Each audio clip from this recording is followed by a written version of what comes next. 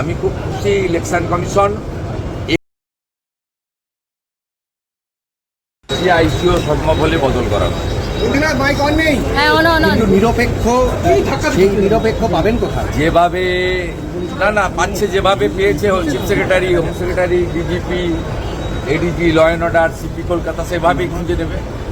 মমতা বন্দ্যোপাধ্যায় কাদেরকে সাইডলাইন করে রেখেছিলেন, যোগ্য অফিসারদেরকে, সেই তাদের কাজে লাগানোর দায়িত্ব ইলেকশন কমিশন। মমতার খুব কাছের পুলিশ অফিসারদের সরানো হলে এবার কি চাপে পড়বেন তৃণমূল সুপ্রিমো? সে আমি কি পড়বেন আমি জানি না, কি পড়বেন কেন পড়বেন না আমার জানা যাবে। ওনার মনের কথা আমি, ওনার ব্যথা বেদনা যন্ত্রণা মান অভিমান স্বাভিমান আমি বলব।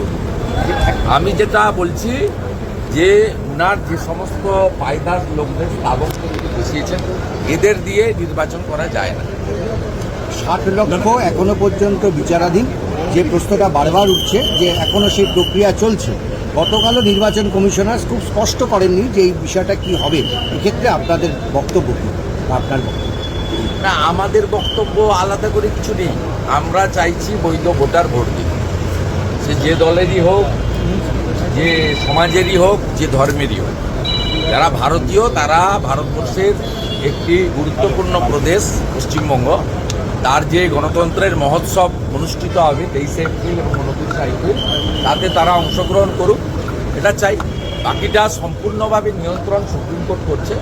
তারা বলেছে সাপ্লিমেন্টারি লিস্টের নাম এসে যাবে, যারা জুডিশিয়াল অফিসার এবং আধিকারিকদের দ্বারা ছাড়াই বাছাইতে তথ্য প্রমাণ এবং ডকুমেন্টের উপরে যাদের প্রমাণ হবে যা তাদের ভোট থাকা উচিত তারাই।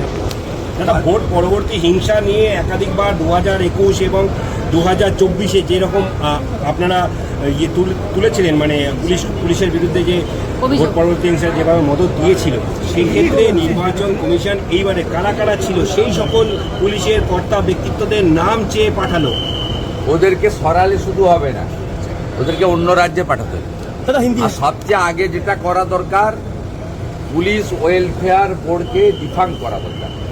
হোম ডিপার্টমেন্টের যে অর্ডার আছে সেই অর্ডারটাকে উইথড্র করে পুলিশ ওয়েলফেয়ার বোর্ডকে কমপ্লিটলি ক্লোজ করে দেওয়া দরকার। আমি খুব খুশি ইলেকশন কমিশন এক্সটেনশন পাওয়া অফিসারদের নামের তালিকা চেয়েছে, যাদেরকে অবৈধভাবে এক্সটেনশন দেওয়া হয়েছে। এর মধ্যে পুলিশ অফিসার অ্যাসোসিয়েশনের সভাপতি, সম্পাদক, কর্তা ব্যক্তিরা রয়েছে, যারা পোস্টাল ব্যালট জালিয়াতির কাজটা বিশেষভাবে করেন। এইটা আমরা দাবি করছি, নিশ্চিতভাবে ইলেকশন কমিশন এটাও দেখবে। ভোট ঘোষণার আগে পুরোহিত মুয়াজ্জিনদের ভাতা বৃদ্ধি করা হলো, তার সঙ্গে সরকারি কর্মীদের দিয়ে টাকা তো পাবেন না।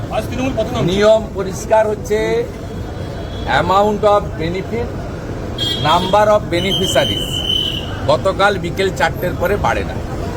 অতএব এটা ডেলিভারি হবে না, এটা কেবলমাত্র মমতা ব্যানার্জির টুইট হয়ে রয়ে যাবে এবং তিনি একটা প্রতারণা করেছেন সকলের। মানে ডিএটাও পাবেন না? যে না, পাওয়ার কোনো প্রশ্নই নেই, পাওয়ার কোনো প্রশ্নই নেই যদি না সুপ্রিম কোর্ট ইলেকশন কমিশনকে বলে। যেহেতু সুপ্রিম কোর্টের অর্ডার আছে, সুপ্রিম কোর্ট যদি বলে সেটা এক্সেপশন ডেলিভারি। আমি অনেক আগে বলেছি, মমতা ব্যানার্জি এবং তার যে টিমকে হরমুজ প্রণালী পাহারা দেওয়ার জন্য পাঠানো হয়। মমতা ব্যানার্জিকে পাঠানো উচিত হরমুজ প্রণালী পাহারা দেওয়ার জন্য, যাতে ইরান সেখানে কোনো ভারতীয় তৈল বা গ্যাসবাহী আমাদের যে শিপ জাহাজ তাকে না আসে। সব ড্রামাবাজি। মমতা ব্যানার্জির পেট্রোল ডিজেলের দাম অন্য রাজ্যের থেকে 10 টাকা এখানে বেশি। বিজেপিকে যেদিন আনবেন সেদিন বিহার, ইউপি, দিল্লিতে যে দামে পেট্রোল ডিজেল পান সেই দামে এখানে পান। আমাদের ভিডিও ভালো লাগলে লাইক আর শেয়ার করুন, কমেন্ট সেকশনে গিয়ে জানান আপনাদের মতামত। আরো ভিডিও পেতে আমাদের চ্যানেল এখনই সাবস্ক্রাইব করুন এবং প্রতি মুহূর্তের খবরের আপডেট পেতে প্রেস করুন বেল আইকন।